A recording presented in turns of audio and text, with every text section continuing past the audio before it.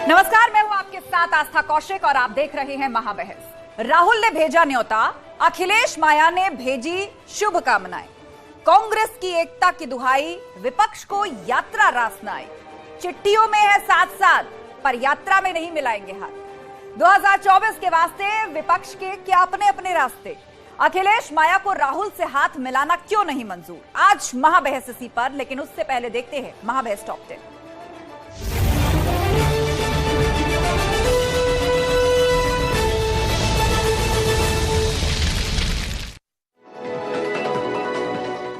लखनऊ में बीजेपी संगठन को लेकर बैठकों का दौर। भूपेंद्र चौधरी ने दिए यूपी बीजेपी संगठन में आंशिक बदलाव के संकेत। कई नए चेहरों को मिल सकती है अहम जिम्मेदारी। लखनऊ में टीम 9 के साथ सीएम योगी ने की बैठक। डिप्टी सीएम ब्रिजेश पाठक भी रहे मौजूद। कोरोना वैक्सीनेशन को लेकर बड़ा फैसला।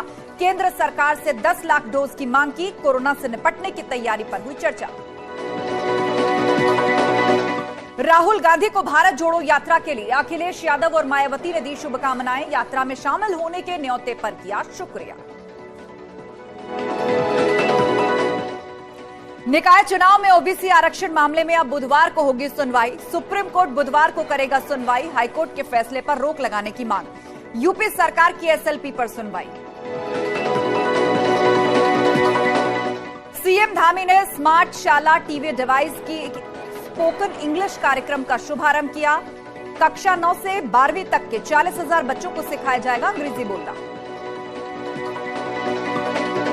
नोटबंदी पर सुप्रीम कोर्ट का बड़ा फैसला। सरकार के फैसले को कोर्ट ने बताया सही। नोटबंदी के खिलाफ दाखिल सभी याचिकाएं खारिज। सुप्रीम कोर्ट ने कहा, नोटबंदी की प्रक्रिया में कोई गड़बड़ी नहीं। आर्थिक फैसले को पलटा नहीं जा सकता। नोटबंदी पर कोर्ट के फैसले पर बोले बीजेपी महासचिव दुष्यंत गौतम का बयान। कहा, विपक्ष के पास कोई सोच नहीं, कोई मुद्दा नहीं। पीएम का फैसला देश के हित में। नोटबंदी के फैसले पर कांग्रेस नेता आचार्य प्रमोद कृष्णम का बयान। कहा, विपक्ष मोदी जी के हर फैसले का न करे विरोध, देश हित के फैसले का करे समर्थन। यूपी को बड़ी सौगात देंगे पीएम मोदी। सबसे लंबे क्रूज को 13 जनवरी को दिखाएंगे हरी झंडी। वाराणसी से डिब्रूगढ़ जाएगा क्रूज। करीब 4000 किलोमीटर सफर तय करेगा क्रूज। 50 पर्यटक स्थलों को कवर करेगा। मुख्तार अंसारी को जेलर को धमकी देने के मामले में मुख्तार अंसारी को मिली सजा पर सुप्रीम कोर्ट ने अंतरिम रोक लगाई। निचली अदालत ने मुख्तार को किया था बरी। हाईकोर्ट ने निचली अदालत का फैसला किया था रद्द।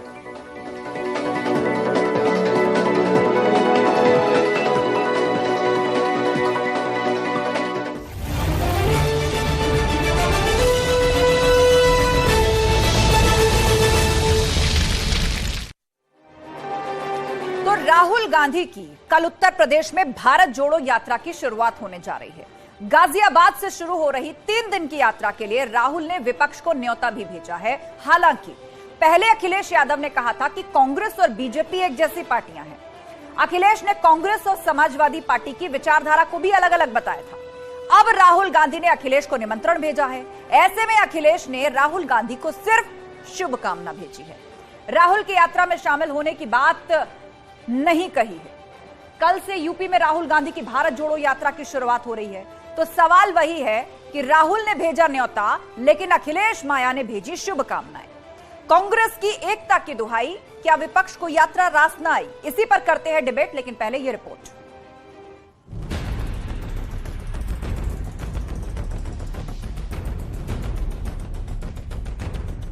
राहुल की भारत जोड़ो यात्रा, अखिलेश को न्योता। उनको सहयोगी दल जिनको वो सहयोगी होते सबने नकार दिया है उनको। तो इनके लिए साफ साफ दिखाई दे रहा है कि आईवास है और लोगों को दिखाना कि हम भी जिंदा हैं राजनीतिक दल के नाते, और माँ के सपने को पूरा करना है। माँ को प्रधानमंत्री बनाने की जिद बनी हुई है।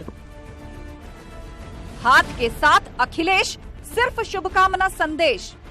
तो समाजवादी पार्टी अध्यक्ष आदरणीय अखिलेश यादव जी ने पहले ही कहा था कि हमारी भावनाएं उस यात्रा के साथ हैं। समाजवादी पार्टी आदरणीय राहुल गांधी जी और कांग्रेस को इस यात्रा के लिए शुभकामनाएं देती है। कुछ लोगों को आपने बुला लिया, कुछ अलग अलग फील्ड के लोगों को बुला लिया अपने कार्यक्रम में, लेकिन जमीन की हकीकत क्या है? देखिए, जुगाड़ से ये सब चीजें नहीं होती। अब ये यात्रा शुद्ध रूप से जुगाड़ की यात्रा बन गई है। राहुल को पहले ना, अब सिर्फ शुभकामना। भावना से, हमारी भावना उनके यात्रा से है। हमें कोई इनविटेशन नहीं मिला। हमारी पार्टी का सिद्धांत अलग है। भारतीय जनता पार्टी और कांग्रेस दोनों एक हैं। बीजेपी के खिलाफ विपक्ष भूला विचारधारा की जंग।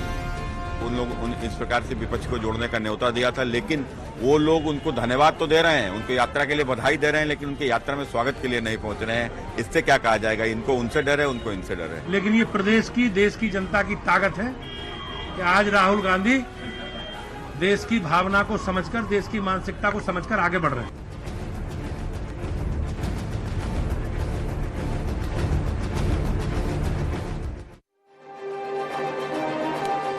तो चिट्ठियों में है साथ, लेकिन यात्रा में जाकर नहीं मिलाएंगे हाथ। इस पर चर्चा के लिए पूरा गेस्ट पैनल हमारे साथ जुड़ चुका है। मनीष शुक्ला जी है, बीजेपी प्रवक्ता हमारे साथ। कपिल श्रीवास्तव जी जुड़ चुके हैं, प्रवक्ता समाजवादी पार्टी। अनिल दुबे जी आरएलडी प्रवक्ता हमारे साथ हैं। हमाम वाहिद जी प्रवक्ता कांग्रेस और मनीष गुप्ता जी राजनीतिक विश्लेषक हमारे साथ हैं। आप सभी लोगों का बहुत बहुत स्वागत है महाबहस के इस मंच पर। आप लोगों की सबसे पहले 30 सेकंड के अंदर बात सुन लेते हैं और उसके बाद चर्चा को हम विस्तार देंगे। तो सवालों की शुरुआत सबसे पहले मनीष शुक्ला जी। पहले अखिलेश यादव ने कहा कि बीजेपी और कांग्रेस एक जैसे, हमारी विचारधारा तो अलग है, भाव जरूर एक हो सकता है और हमें फिलहाल कोई इनविटेशन भारत जोड़ो यात्रा का नहीं मिला। लेकिन अब इनविटेशन मिला, अखिलेश यादव को भी मिला, मायावती को भी मिला, लेकिन दोनों ने हाथ जोड़कर केवल शुक्रिया कहा। 30 सेकंड।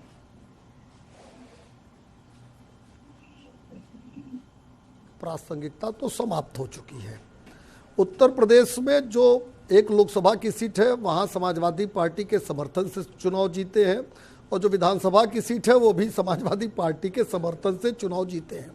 अगर 20 साल का इतिहास उत्तर प्रदेश का देखा जाए तो बसपा और सपा चाहे सरकार में थे या सरकार के बाहर थे, लगातार कांग्रेस की यूपीए सरकार को समर्थन देते आए हैं। दरअसल ये लोग एक ही विचारधारा के हैं, परिवार को बढ़ाने वाले लोग हैं। इनकी कोई वैचारिक विरासत नहीं है, तो पारिवारिक विरासत को बचाने के लिए संघर्ष कर रहे हैं, चाहे फिर कांग्रेस हो, चाहे सपा हो, चाहे बसपा हो। 30 सेकंड पूरे आगे बढ़ते हैं। कपिल श्रीवास्तव जी 30 सेकंड के अंदर ये बताइए इसका क्या अर्थ निकाला जाए। शुभकामनाएं तो दे दी आपने, शुक्रिया भी अदा कर दिया, लेकिन यात्रा में जाएंगे या नहीं जाएंगे इस पर सस्पेंस अब भी बरकरार है। 30 सेकंड। देखिए, सर्वप्रथम भारत जोड़ो यात्रा अगर विपक्ष निकाला भारतीय जनता पार्टी की सरकार के विरुद्ध जो कि संवैधानिक हिलाने का काम करती है, देश के विरुद्ध ही इन्होंने तमाम काम किए, उसको मैं गिनाऊंगा इसके बाद। इसलिए इस यात्रा को हमारी शुभकामनाएं हैं, हम हार्दिक बधाइयां देते हैं। समाजवादी पार्टी स्वयं संविधान बचाओ आरक्षण बचाओ यात्रा निकाल रही है, हम उसमें मुतमईन हैं इस समय और हम उसकी तैयारी कर रहे हैं, जिसके गंभीर परिणाम आने वाले समय में भारतीय जनता पार्टी को उठाने पड़ेंगे। One man army two man show. ठीक है कपिल जी, आगे विस्तार से आपकी बात सुनेंगे। फिलहाल वक्त पूरा रुक करते हैं। अनिल दुबे जी का, प्रवक्ता आरएलडी हमारे साथ है। अनिल दुबे जी, आरएलडी को भी मिला है क्या कोई भारत जोड़ो यात्रा का इनविटेशन? जी आस्था जी, निमंत्रण मिला है जी, और चूंकि हमारी पार्टी के राष्ट्रीय अध्यक्ष दिल्ली में नहीं है और दिल्ली में ना होने के कारण वो इस यात्रा में नहीं जा सकते, हम उनके यात्रा की शुभकामना हमारी पार्टी की तरफ से भी है, हम उनके इस प्रयास की सराहना करते हैं। लेकिन चूंकि हमारे राष्ट्रीय अध्यक्ष दिल्ली में नहीं है, लिहाजा वो इसमें सम्मिलित नहीं हो पा रहे हैं। ठीक है, आगे बढ़ते हैं। हमाम वाहिद जी कांग्रेस के प्रवक्ता हमारे साथ है। हमाम वाहिद जी, आपने सब लोगों की बातें सुनी, भारत जोड़ो यात्रा आप लोग लेकर आए हैं और अब उत्तर प्रदेश में कल से उसकी शुरुआत हो रही है। समाजवादी पार्टी के साथ आप पहले गठबंधन कर चुके हैं, बसपा के समर्थन से भी केंद्र में कांग्रेस की सरकार रह चुकी है, लेकिन दोनों ही लोगों ने हाथ जोड़ के बहुत बहुत धन्यवाद कह दिया है आपको। सबसे पहले तो मैं धन्यवाद देना चाहूंगा बहन जी का और आदरणीय अखिलेश यादव जी का कि उनकी ढेरों सारी शुभकामनाएं हमारी यात्रा के साथ है। जहां तक भारत जोड़ो यात्रा है, राहुल गांधी ने स्पष्ट कहा ये देश जोड़ने की यात्रा है। जिस तरीके से भारतीय जनता पार्टी लगातार नफरत की राजनीति करती चली आ रही है, उसके खिलाफ मोहब्बत का पैगाम देने की यात्रा है और राहुल गांधी ने बड़ा दिल देकर सबको इनवाइट किया, सबको बुलाने का काम किया। अगर आप महंगाई से त्रस्त हैं, अगर आप बेरोजगारी से परेशान हैं, आज उत्तर प्रदेश का युवा सबसे ज्यादा परेशान है, लेकिन समाजवादी पार्टी, बहुजन समाज पार्टी। फिलहाल 30 सेकंड पूरे, लौटेंगे आपके पास, हम विस्तार से आपकी बात सुनेंगे, लेकिन राजनीतिक विश्लेषक मनीष गुप्ता जी भी इंतजार कर रहे हैं। मनीष गुप्ता जी, 30 सेकंड के अंदर आप इस प्रकरण को किस तरह से देख रहे हैं? 2024 के लिए एक तरफ कांग्रेस की तरफ से, राहुल गांधी की तरफ से विपक्षी एकता की बात हुई, मेरे ख्याल से सपा बसपा को इनविटेशन मिला, लेकिन दोनों ने ही बहुत बहुत शुक्रिया और आपको शुभकामनाएं कह करके चुप्पी साध ली। मेरे ख्याल से राहुल गांधी को एक बड़ा करारा झटका दिया अखिलेश यादव ने। उनके राजनीतिक कौशल का परिचय है ये मूव, जिसमें उन्होंने राहुल गांधी को भाव ना देकर उनकी जमीन को उत्तर प्रदेश में बढ़ने से रोक दिया है। समाजवादी पार्टी समझती है कि उनके लिए उत्तर प्रदेश काफी है और वही काम करेंगे, और कांग्रेस को वो कोई मौका, कोई जगह देने में बिल्कुल भी इंटरेस्टेड नहीं है। उन्होंने तय कर लिया है कि कांग्रेस को उत्तर प्रदेश में घुसने भी नहीं देंगे राजनीतिक तौर पर आगे बढ़ने के लिए। तो मैं समझता हूँ क्लियर मैसेज है। बाकी मीठी बातों में कुछ भी कहा जाए, बट मैसेज बड़ा क्लियर है। समाजवादी पार्टी को कोई भी मिलेगा। ठीक है मनीष जी, और चलिए चर्चा को विस्तार देते हैं। सबसे पहले रुख कपिल श्रीवास्तव जी का करते हैं। कपिल जी बताइए, समाजवादी पार्टी ने क्या क्लियर फैसला ले लिया है कि कांग्रेस से अलग ही रह करके अपनी जमीन पर काम करना है, कांग्रेस को भाव नहीं देना? लेकिन 2024 का चुनाव लोकसभा का चुनाव है और कांग्रेस एक राष्ट्रीय पार्टी है। आस्था जी, इसमें कहीं दो राय नहीं है कि कांग्रेस एक राष्ट्रीय है, और सिर्फ राष्ट्रीय पार्टी ही नहीं है, इस देश का सबसे पुरानी पार्टी है। और इस देश के पार्टी होने के नाते हमारे जो लोहियावादी लोग भी वहां से निकले, जो जयप्रकाश जी भी निकले, वो कांग्रेस से ही निकले थे। कांग्रेस उस समय एक विचारधारा थी, और आज कांग्रेस एक राजनीतिक दल है जो कि एक राजनीतिक सकारात्मक यात्रा कर रही है। हम इसलिए मनोयोग से लेकिन जहां तक समाजवादी पार्टी की बात है, समाजवादी पार्टी के अपने भी कार्यक्रम हैं। देखिए, उत्तर प्रदेश जो समाजवादी पार्टी का उद्देश्य है वही कांग्रेस का भी उद्देश्य वर्तमान समय, चाहे वो देश को तोड़ने की इनकी भारतीय जनता पार्टी की राजनीति हो, या आरक्षण को समाप्त करने की राजनीति हो, या बेरोजगारी बढ़ाने की राजनीति हो, चाहे चंद पूंजीपतियों के हाथ में। लेकिन कपिल जी, इन्हीं सब मुद्दों के ऊपर तो विपक्षी एकता का आह्वान किया राहुल गांधी ने, विपक्ष को एक आने के लिए कहा। नीतीश कुमार, उन्होंने भी कहा कि राहुल गांधी के नेतृत्व में उन्हें कोई परेशानी नहीं है। लेकिन सपा तो ऐसा लग रहा है कि आपने क्लियर स्टैंड लिया है, शुभकामनाएं बधाई तो दे दी है, लेकिन आप उसका हिस्सा नहीं बनना चाहते। क्या अर्थ निकाला जाए अब इसका? बनने की बात ही नहीं है, हिस्सा क्या बनना है। सबके लिए बराबर के मुद्दे, सारे राजनीतिक दल एक अलग अलग राजनीतिक दल हैं, सबकी विचारधाराएं अपनी और सिद्धांत अलग हैं। मैं बहुत से ऐसे सिद्धांत हैं जिसमें हम कांग्रेस का समर्थन करते हैं, बहुत से ऐसे सिद्धांत हैं जिसमें हम कांग्रेस के साथ बिल्कुल नहीं होते। लेकिन हम एक बात ये कहते हैं कि कांग्रेस एक सांप्रदायिक दल बिल्कुल नहीं। समाजवादी पार्टी इस बात को मानती है, और समाजवादी छतरी के छत्रप पूरे भारत के अंदर अपनी पार्टियों में तमाम लोग हैं, चाहे आप बिहार से लेकर के बंगाल से लेकर दक्षिण भारत तक उठा लें, उनकी विचारधारा पूरे भारत के अंदर है। और वही नहीं, समाजवाद की विचारधारा तो पूरे विश्व के अंदर है, और हम तो खुद ही इनसे लड़ाई लड़ रहे हैं। जो लड़ाई वो लड़ रहे हैं, वही लड़ाई तो हम भी लड़ रहे हैं। फिर उसमें किसी चीज में शामिल होना ना शामिल होना, उसका कोई मतलब नहीं होता जब मकसद एक होता। ठीक है, ठीक है। हमाम वाहिद जी, ये बताइए कि भाजपा जैसी मजबूत पार्टी से विपक्षी एकता में तो अभी से बिखराव दिख रहा है। सब अपनी अपनी राह, अपनी अपनी जमीन को मजबूती से पकड़े रहना चाहते हैं। विपक्ष एकजुट नहीं होगा तो कैसे टक्कर दीजिएगा? ये तो बड़ी मुश्किल हो जाएगी आपके लिए। भारत जोड़ो यात्रा आपने निकाली, लेकिन आपको छत्रपों का साथ नहीं मिल रहा है, खासतौर पर उन प्रदेशों में जहां पर बहुत सीटें हैं लोकसभा की, और विपक्ष काफी मजबूत है। बिल्कुल बिल्कुल, भारत जोड़ो यात्रा जो है वो केवल राजनीतिक यात्रा नहीं है, ये देश जोड़ने की यात्रा है। आदरणीय राहुल गांधी ने जो देश में भयंकर महंगाई है, बढ़ती बेरोजगारी है, 45 साल की सर्वाधिक बेरोजगारी का दंश भारत झेल रहा, युवा भारत का परेशान है, हताश है, पलायन करने को मजबूर है। पर इन सब मुद्दों को तो आपने 2019 में भी रखा था ना हमाम जी, 2019 में भी रखा था इन मुद्दों को। विपक्ष एकजुट होकर एक प्लेटफॉर्म पर भी आया। इन मुद्दों पर तो आप चुनाव लड़ चुके हैं, उसके बाद से कितने विधानसभा चुनाव आप लड़ चुके हैं। देने का वादा किया था, जो इनके लुभावी वादे थे, कहीं ना कहीं जनता उनके लुभावी वादे में आई। और जब जनता ने देखा कि 2019 के बाद भी भारतीय जनता पार्टी, चाहे दिल्ली की सरकार हो चाहे उत्तर प्रदेश की सरकार है, रोजगार के नाम पर केवल युवाओं को ठगने का काम किया है। और आदरणीय राहुल गांधी ने यात्रा क्यों निकाली? उन्होंने स्पष्ट किया कि हमें आवाज हमारी उठाने नहीं दे रहे, संसद में हमें बोलने नहीं दिया जा रहा है, प्रेस में हमें हमारी बात आने नहीं दी। नहीं, हमाम जी, ये सारी बातें आप लोग चुनावी मंच से कह चुके हैं। हमाम जी चुनावी मंच से कह चुके हैं, लेकिन मेरा सवाल ये था, हमाम जी ये सारी बातें आप चुनावी मंच से कह चुके हैं, ये आपका आरोप है जो लगातार आप सरकार पर लगाते रहते हैं। लेकिन मेरा सवाल आपसे ये है कि क्या आपको लग रहा है कि समाजवादी पार्टी ने और बसपा ने आपको झटका दे दिया? खासतौर पर सपा की बात कर रही हूँ। नहीं, मैं धन्यवाद देना चाहूंगा। अखिलेश यादव ने ढेरों सारी शुभकामनाएं दी। इसका मतलब राहुल गांधी की यात्रा के साथ वो हैं, मायावती जी भी उनके साथ है और अखिलेश यादव भी साथ है। जहां तक साथ चलने की बात है, कोई ना कोई मजबूरी है। हम चाहेंगे आगे हमारी यात्रा के साथ अखिलेश यादव जुड़े, क्योंकि देश को बचाने की अगर बात है, लोकतंत्र बचाने की बात है, महंगाई के खिलाफ आंदोलन की बात है, तो कहीं ना कहीं लड़ाई एक है। और आदरणीय राहुल गांधी ने स्पष्ट कहा है कि ये कोई राजनीतिक यात्रा नहीं है, देश जोड़ने की बात है। सभी दलों को साथ आना चाहिए। बहुत सारे दलों का हमारे साथ समर्थन है। यानी कुल मिलाकर कांग्रेस और राहुल गांधी का ऑफर अब भी खुला है कि अब नहीं तो आगे साथ आइए, लेकिन विपक्ष को एकजुट होना चाहिए। मनीष शुक्ला जी, विपक्ष खासतौर पर कांग्रेस की तरफ से आरोप लगाए गए कि कोरोना का माहौल बनाया जा रहा है, क्योंकि भारत जोड़ो यात्रा से एकदम से इनसिक्योर हो गई है सरकार। भीड़ जुट रही है, समर्थन मिल रहा है, भारत जुड़ रहा है और बड़े बड़े मुद्दे जनता से जुड़े हुए उठाए जा रहे हैं, इसीलिए कोरोना का माहौल बनाया जा रहा है। देखिए आस्था जी, चूंकि विषय कांग्रेस है इसलिए पहले उस पर टिप्पणी करके फिर सपा पे आते हैं।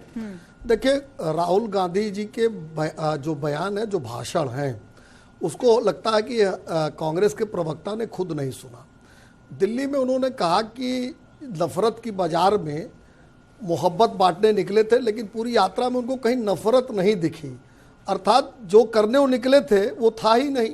यानी पूरे हिंदुस्तान में इस समय मोहब्बत भी है, एकता भी है और कहीं टूटने की बात नहीं है, ऐसा उन्होंने लाल किले के भाषण से कहा, आपने भी सुना होगा। दूसरा, उत्तर प्रदेश के परिप्रेक्ष्य में अगर बात करें तो मेरी बात को शब्दशः मत लीजिएगा। एक बोलचाल की भाषा में कहा जाता है किनारे से कट लेना, तो उत्तर प्रदेश में कांग्रेस किनारे से कट कर बाहर निकल जा रही है। यात्रा को लेकर कहाँ आ रही है उत्तर प्रदेश में? जो सीमांत जिले हैं 2-3 वहां से होते हुए निकल जा रही है। यानी उत्तर प्रदेश में कांग्रेस की हिम्मत नहीं पड़ रही है कि वो यात्रा लेकर चले, चूंकि उनको पता है भीड़ नहीं जुटने वाली है। दूसरी बात, कांग्रेस को समर्थन न मिलने के बाद लगातार कांग्रेस धन्यवाद इसलिए दे रही है कि आखिर रायबरेली और जो एक विधानसभा की सीट मिली है वहां सपा के ही समर्थन से जीतते हैं। तो अखिलेश यादव उनको चाहे समर्थन दे न दे, उनको धन्यवाद देना उनकी मजबूरी है। आखिर सोनिया जी की सीट पे भी चुनाव लड़ना ही लड़ना है लोकसभा का, और सपा के समर्थन के बिना तो क्या स्थिति है तो सबको पता है। देखिए सपा और कांग्रेस और बसपा को भी लीजिए, मैं तथ्यात्मक बात कह रहा हूँ, 2002 के बाद यूपीए की 10 साल की सरकार में सपा बसपा दोनों ने लगातार समर्थन दिया, चाहे सरकार में दोनों थे या नहीं थे। इसके बाद जो पारिवारिक सीटें हैं, चाहे मुलायम सिंह यादव से लेकर समाजवादी पार्टी के परिवार की सीटें हो, चाहे अमेठी और रायबरेली जो उनकी परिवार की सीट है, एक दूसरे के खिलाफ चुनाव नहीं लड़ते। यानी सभी दल एक दूसरे के परिवार को बचाने के लिए लगे हुए हैं। ये पारिवारिक विरासत को बचाने की यात्रा है और जिसके लिए मजबूरी सपा की भी है, कांग्रेस की भी है और बसपा की भी है। ठीक है। कपिल श्रीवास्तव जी, ये आरोप कि परिवारों को बचाना, इस तरह की अंडरस्टैंडिंग पहले से तय करके चलना ताकि जब चुनाव का वक्त आए तो एक दूसरे का सहयोग भी पाया जा सके, और कौन कितनी सीटें लाता है उस आधार पर तो एक होने की संभावना हमेशा से है। आस्था जी, पहली तो ये सर्वविदित है कि लोकतंत्र के अंदर जनता किसी को बचाती है या बेघर कर देती, कोई व्यक्ति कोई पार्टी नहीं कर सकती। हाँ, अगर पार्टी की नीतियां उस लायक है और उसके नेतृत्व की क्षमता उस लायक होती है तो जनता सराहती है उसके कार्यक्रम में उसके आगे बढ़ाने का काम। तो इस बात से बिल्कुल मुतमईन रहें कि ये राजतंत्र की भाषा बोलने वाले लोग आज भी देश में वही राजतंत्र लाना चाहते हैं जो चंद थालियों में सिमटा हो, और यही है भारतीय जनता पार्टी की नीति। क्योंकि इनको कभी नहीं अच्छा लगेगा कि भगवान श्री राम सबरी का बैर खाएं, इन्हें कभी अच्छा नहीं लगेगा कि भगवान श्री राम का मित्र एक निषाद राज हो। ये कभी नहीं चाहेंगे कि कृष्ण और सुदामा एक जैसी जो मित्रता है, एक गरीब और अमीर की खाई को पाटा गया, वो इस देश में पाटी जाए। तो टेलीप्रॉम्प्टर से लेकर के हर चीज की यूज होती है। इस देश ने भी देखा है कि किस तरीके से सेट इंटरव्यूज होते हैं, प्रोपेगेंडा मशीन चलाई जाती है। हम तो सिर्फ इस बात को कहते हैं, जनता सब जानती है और आपको समय पर जवाब देगी। आपको आजमाया है तो इसका मतलब ये नहीं है कि आप जो चाहेंगे वो कहेंगे, जो चाहेंगे आप करेंगे। आज जिस तरीके से देश की संपदा को आपने चंद लोगों के हाथ में गिरवी रखा है, ये देश बेरोजगारी का दंश झेल रहा है, ये देश जो है अक़लियतों का दंश झेल रहा है, जिनके साथ सबका विकास, सबका विश्वास की बात कही जाती है। तो कुल मिलाकर मुद्दे वही उठाएंगे, लेकिन अपनी अपनी जमीन पर जाकर जनता के बीच में इन मुद्दों को लेकर के जाएंगे। आपके पास लौटेंगे। अनिल दुबे जी हैं, आरएलडी प्रवक्ता हमारे साथ। अनिल दुबे जी, आपने साफ पल्ला झाड़ लिया और कहा कि निमंत्रण तो आपको भी मिला, आरएलडी को भी मिला है भारत जोड़ो यात्रा का, लेकिन चूंकि जयंत चौधरी यहां नहीं है, वो बाहर हैं, तो अभी वो शामिल नहीं हो पाएंगे। सपा का इंतजार कर रहे हैं आप? नहीं, हम इंतजार है उसकी कोई बात ही नहीं। जब हमारे राष्ट्रीय अध्यक्ष दिल्ली में नहीं है तो वो कैसे शामिल होंगे? रही पार्टी की बात, तो पार्टी अपने कार्यक्रमों में व्यस्त है। किसान संदेश अभियान पूरे उत्तर प्रदेश में चलाया जा रहा है। 1 लाख किसानों से पार्टी के कार्यकर्ता संपर्क करेंगे, उनसे पत्र लिखवाएंगे और वो पत्र हम गन्ना किसानों को उनका मूल्य मिले मुख्यमंत्री को भेजेंगे। यह अभियान हमारा चल रहा है। हम अपने कार्यक्रमों में व्यस्त हैं और राष्ट्रीय अध्यक्ष अगर दिल्ली में होते तो वो निर्णय लेते। ठीक है, मनीष गुप्ता जी हैं, राजनीतिक विश्लेषक। मनीष जी, आपने सबकी बातें सुनी और ऐसा लग रहा है कि हर सियासी दल अपनी अपनी जमीन पर ही काम करना चाहता है। फिलहाल भारत जोड़ो यात्रा से दूरी बनाए रखना चाहता है। फिलहाल मुद्दे तो वही उठा रहे हैं सब, लेकिन प्रत्यक्ष तौर पर राहुल गांधी उनकी भारत जोड़ो यात्रा में शामिल नहीं होना चाहते। दरअसल उसके पीछे एक रीजन है। आप समझिए, राहुल गांधी जी की जो भारत जोड़ो यात्रा है उसका मुख्य उद्देश्य राहुल गांधी को लॉन्च करना, यानी राहुल गांधी को विपक्ष का सबसे कद्दावर और मजबूत नेता साबित करना और वो जमीन से जुड़ा हुआ हो। कहीं ना कहीं कांग्रेस ऐसा करने में सफल हो रही है। अब इस समय देश में क्या है, एकमात्र कांग्रेस विपक्ष में पार्टी है जो राष्ट्रीय पार्टी है। बाकी सभी क्षेत्रीय पार्टी है, चाहे राष्ट्रीय जनता दल, आरएलडी, समाजवादी पार्टी, आपके बसपा, केसीआर, ममता बनर्जी, तो ये सब नहीं चाहते किसी भी एक व्यक्ति का कद बढ़े और जो फैसला आपस में डिस्कशन से, वोटिंग से हो, वह राहुल गांधी अकेले इतनी हिम्मत दिखा दे। अभी कमलनाथ जी ने एक बयान दिया और इसमें कहा कि विपक्ष के नेता राहुल गांधी प्रधानमंत्री पद के उम्मीदवार होंगे और वो कांग्रेस से होंगे। इसका मतलब है नीतीश कुमार, ममता बनर्जी और केसीआर की गाड़ी गड्ढे में गई। वो ऐसा होने नहीं देना चाहते। अब बताइए, आरएलडी के प्रवक्ता कह रहे हैं हमारे राष्ट्रीय अध्यक्ष दिल्ली में नहीं है, देश में नहीं है, जहां भी है। अरे भाई, फोन बंद है, व्हाट्सएप बंद है, टेलीग्राम बंद है, सब चीज बंद है। आप बात करके नहीं कर सकते, शुभकामनाएं नहीं दे सकते। मैसेज साफ है, आरएलडी और समाजवादी पार्टी साथ है, एसोसिएटेड है। इसलिए अखिलेश यादव जी का डिसीजन अगर ये है तो आरएलडी को मानना ही पड़ेगा। ये आपकी मजबूरी है, आप नहीं मानेंगे आपको हटा दिया जाएगा। तो ऐसे में कोई भी पार्टी इनको सहयोग इसलिए नहीं करेगी। विचारधारा भले ही एक है, लेकिन यहाँ व्यक्तिवाद की लड़ाई है।